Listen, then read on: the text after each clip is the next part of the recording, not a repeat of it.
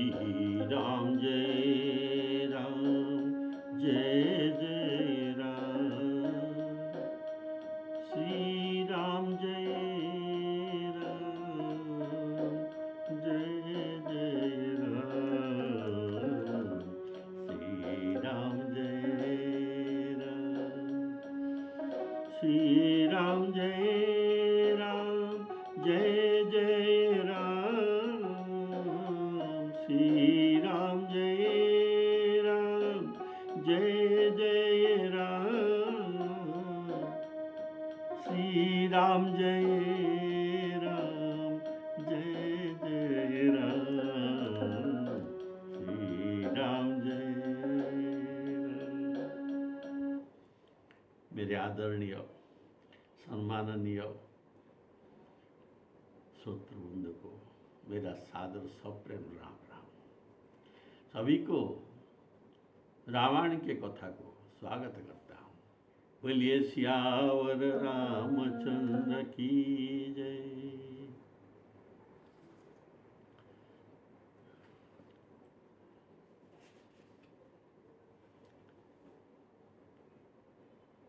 आपने पिछले एपिसोड में अंत में सुन रहे थे कि जो कलियुग में गुरु कैसा होते हैं, तो आपको बताया गया था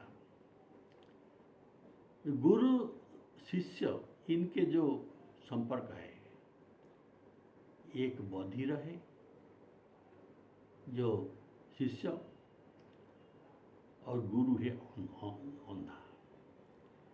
उनको कोई तत्व दर्शन नहीं हुआ है और शिष्य ये तत्व ज्ञान सुनना नहीं चाहते। बोलिए श्यावर रामचंद्र की।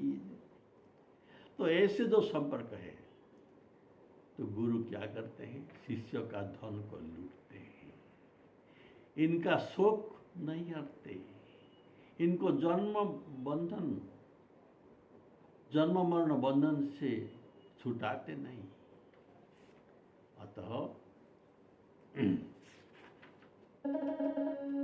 गुरु शिष्य बधिर अंध का लेखा, एक सुनहि नहीं एक नहीं देखा।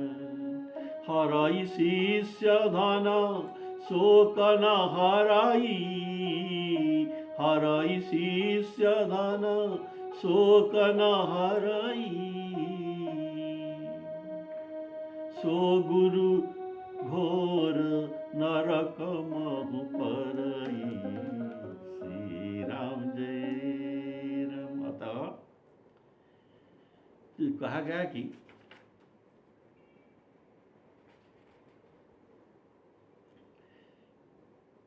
लोभी गुरु शिष्य धन हराई और लालची चेला। चेला लोग लालची है, अर्थात मैं इन गुरु के पास जाकर कुछ पा जाऊं, इनके आशीर्वाद से मेरा सुत बित लोक ईसनाती। सुत वित्त धन और लोक प्रतिष्ठा ये मेरा सब बढ़ जाएगा। सूत्र का और ऐसा कुछ कामना लेकर जाते हैं,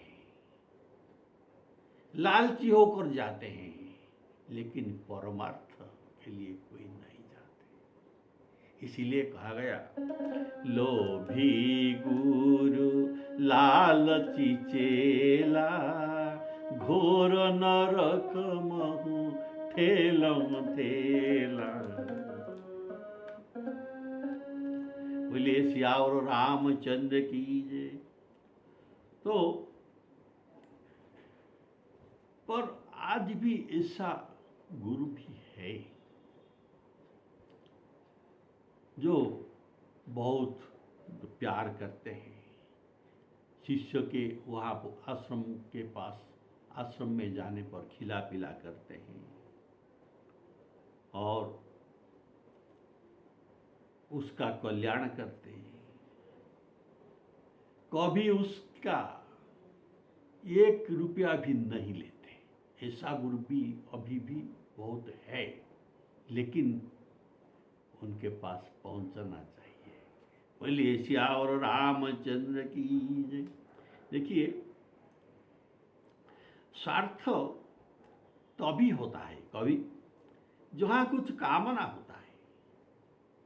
निस्वार्थ पर केवल आप हैं, आपका कुछ स्वार्थ नहीं है। सुहृदं सर्वभूतेषु, आप सबका सुहृद है।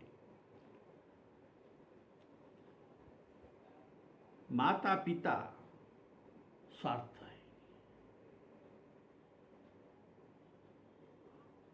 अगर माता पिता जो अत्यंत अंतरंग है, उनमें भी स्वार्थ है, तो ये कैसे?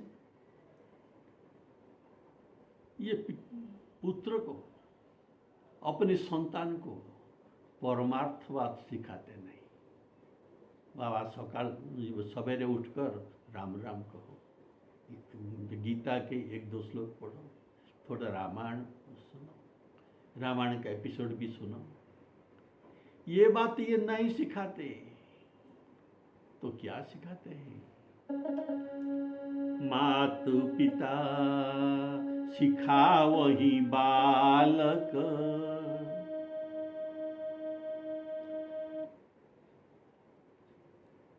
कैसा सिखाते हैं ना? उदर पूरे सोई धर्म सिखावही। कैसे उदर पूरे, पेट पूरे? कैसे तुम इंजीनियर बनो, डॉक्टर बनो, और भी पढ़ो, बहुत ट्यूशन जाओ। देखिए, उनको, बच्चे को 1 मिनट भी टाइम नहीं है, और उनको सिखाने के लिए पिता माता का भी कोई इच्छा नहीं है। कैसे पढ़े, कैसे ज़्यादा मार्क आने, अच्छा सीट पाए। बोले श्यावर रामचंद्र की जय। तो मातु पिता बालक ही सिखावही, उदर पुरे सोई धर्म सिखावही, उदर पुरे सोई धर्म सिखावही। तो आप जैसा शिक्षा और कौन दे सकता? अभी श्री राम जी गीता ज्ञान पूर्ववासियों को दिया, इसके बाद इनके प्रेममय वचन सुनकर पूर्ववासियाँ, अयोध्या पूर्ववासियाँ उनके सामने कृतज्ञता भाव दिखाते हैं।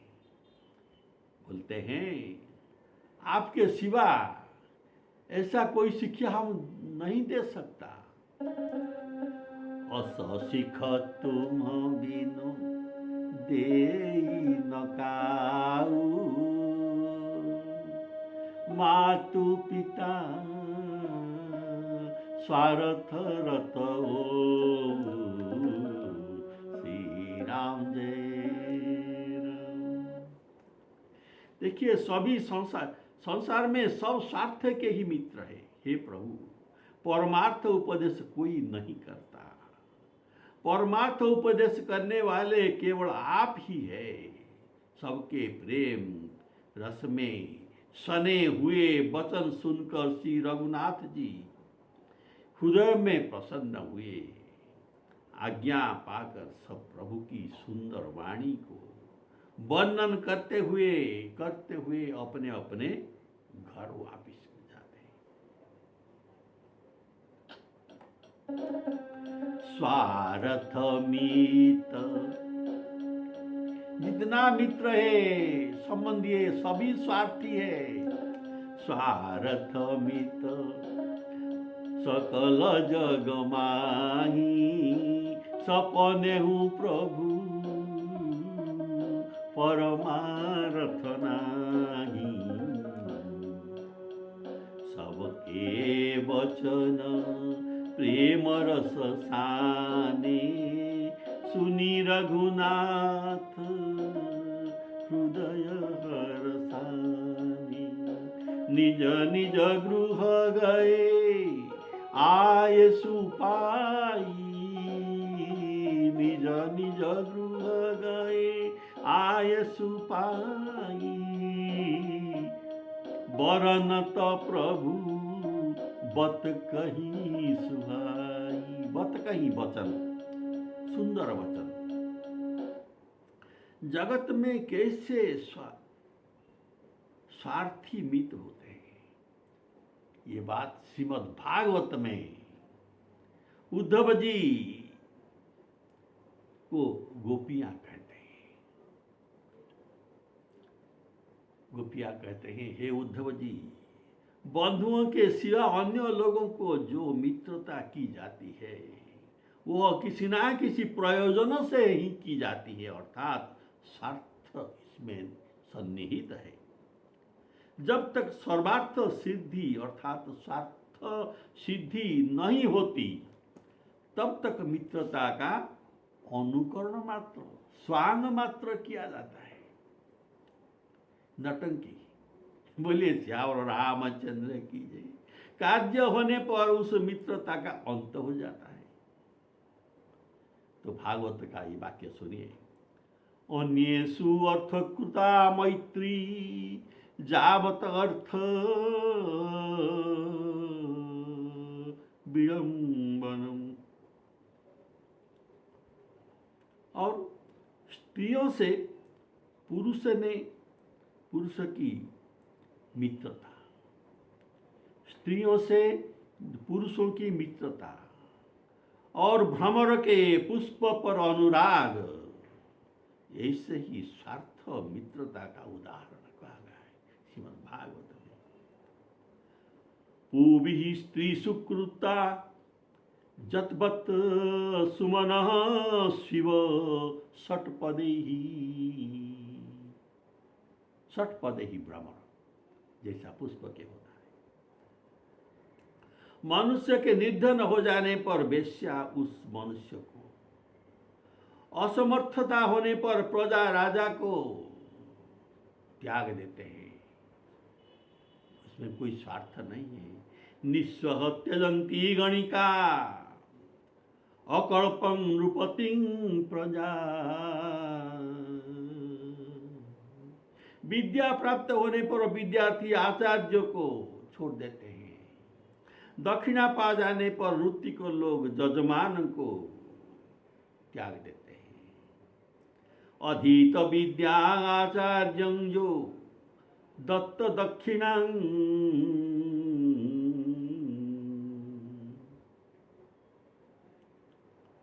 अधीत विद्या आचार्यं, विद्या शिक्षा ने पर आचार्य को, और वृत्ति जो तदक्षिणम, वृत्ति जो दक्षिणा पाने पर छोड़ देते हैं। देखिए, फल न रहने पर पक्षी वृक्ष को छोड़ देते हैं, भोजन कर चुकने पर अतिथि उस घर के भी छोड़ देते हैं। बेगाहा बीत खगाहा बीत फलं वृक्षं, बीत फल, जिनमें जिस वृक्ष में फल नहीं है, खगा उसे छोड़ देते हैं।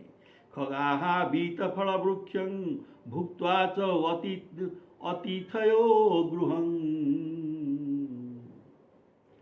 और भी उदाहरण देते हैं, वन के जल जाने पर मृग उस वन को छोड़ देते हैं, उसमें उसका कोई और फायदा नहीं है। और भोग करने पर जारद लोग अतृप्त एवं अनुरक्त स्त्रियों को भी छोड़ देते हैं। दग्धा मृगा तथा अरण्यं जारो भुक्त्वा रतांग स्त्रिय। इसीलिए गोस्वामी जी कहते हैं, लोगों को पहचानो। सुर नर मुनि सब के यही रीति है कि सभी स्वार्थ सहित प्रीति करते हैं। सुर नर मुनि सबके यह रीति, स्वार्थ लागी करही सब प्रीति स्वार्थ लागी। अभी प्रजाएं कहते हैं, अवधवासी कहते हैं, प्रभु स्वार्थ मित सकल जग माही, सपने हूँ प्रभु परमार्थ नाही। देखिए, मित्र परोपकारी होते हैं, एक दूसरे का स्वार्थ साधन भी करते हैं, परंतु परमार्थ साधन करने के लिए मित्रता करना आजकल ये लोग स्वप्न में भी दिखाई नहीं देते। श्री राम जी हृदय में हर्षित हुए कि सबने मेरी आज्ञा मानी, अतः वे सब मेरे प्रिय है। भगवान गीता में भी कहते हैं, जो मेरा आज्ञा मानते हैं, जो मेरा बात मानते हैं, इनके अनुसार काम करते हैं, ये मुझे अत्यंत प्रिय है। ये तो धर्म्यामृतं मिदं यथोक्तं पर्युपासते, सद्दधाना मत्परम भक्तास्तेति बमे प्रिया। श्री राम जय राम। तो ये सब मेरे वचन मानकर ऐसे कृतज्ञता मुझ ज्ञापन कर रहे हैं। कैसे प्रेम रस में शानित होकर जो वचन कहते हैं, श्री राम जी को बहुत अच्छे लगे। सबके वचन प्रेम रस साने, सुनी रघुनाथ हृदय हरसाने। पूर्ववासियों के प्रभु के पास है, जब अब ये प्रभु के पास है, इनका घर का बात याद नहीं आ रहा है, इनको घर में जाने को मन भी नहीं कर रहा है, परंतु प्रभु का आदेश प्राप्त होने पर सब अपने अपने घर गए और जाते समय जो मिलकर जाते हैं, जो कथा सुनकर गए और रास्ते में जाते हुए अनुकथन करते हैं। जो जो बात सुना है ये परस्पर में बात करते हैं, ये है अनुकथन। निज निज गृह गए आय सुपाई, निज निज गृह गए आय सुपाई, बरनत प्रभु बत कही सुहाई। प्रभु के सुंदर वचन अनुकथन करते हुए जा रहे हैं। तो अभी श्री राम जी के गीता ज्ञान जो पूर्ववासियों को दिया था, अयोध्या पूर्ववासियों को, यहाँ समाप्त होता है। तो कथा के समाप्त पर कथा का उपसंहार किया जाता है।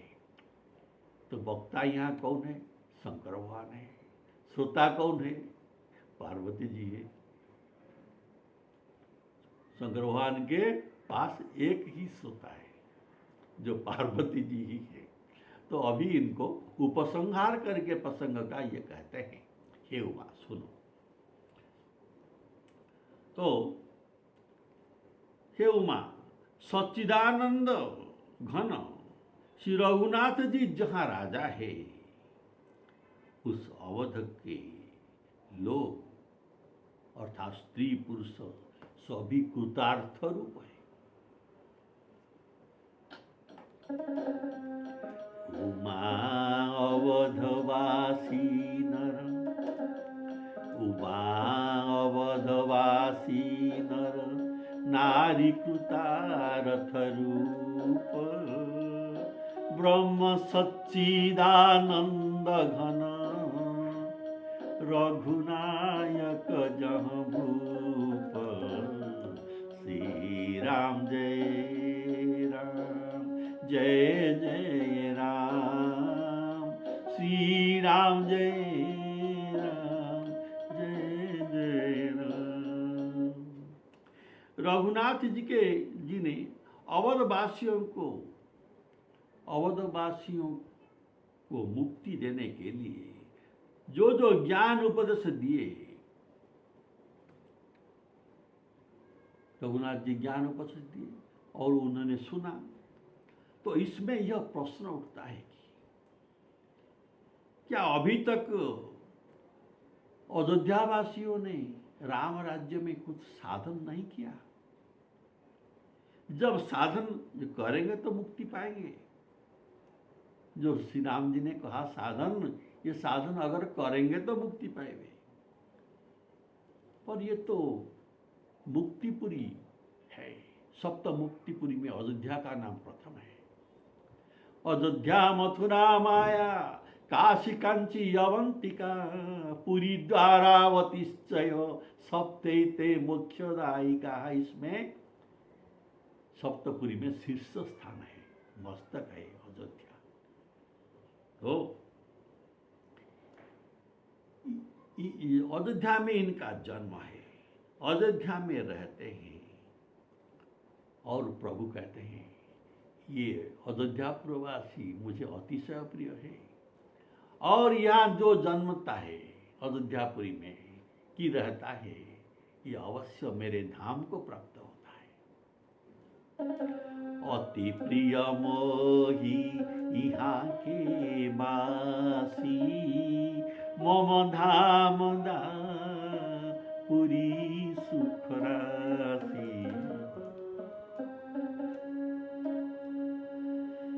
तो शंकर भगवान यह प्रश्न का उत्तर देते हैं।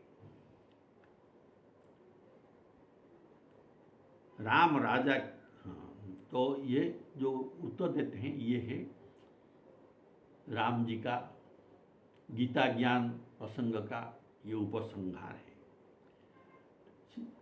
शंकर भगवान जी कहते हैं हे उमा, अवधपुरवासी कृतार्थ के रूप है, अर्थात ये सब साधन कर चुके थे, इनका करने का कोई नहीं है, बाकी है। क्योंकि ये जो अयोध्यावासी के बारे में मैं बोल रहा हूं, ये सब भगवान के पार्षद ही है, ये सब मुक्त जीव ही है। तो इनके लिए साधन का अभी क्या जरूरत है? और देखिए, जहां श्री राम जी जैसे राजा है, ये प्रजा को क्यों कृतार्थ रूप न किया जाए? ये राम जी के राज्य में जो राजा है, जो प्रजा है, इनको क्यों कृतार्थ रूप न कह दिया जाए, न कहा जाए? वे तो प्रभु के नित्य पार्षद है। अर्थात प्रजा, अर्थात भगवान जब परम धाम जाएंगे तब सभी पार्षदों को तो लेकर जाएंगे या छोड़कर जाएंगे। तो देखिए, अभी ये प्रसंग जो समाप्त होता है, इसमें एक भाव निकलता है कि पार्वती जी का आखिर प्रश्न था, प्रजा सहित रघुवंश मणि किमि गवने निज धाम।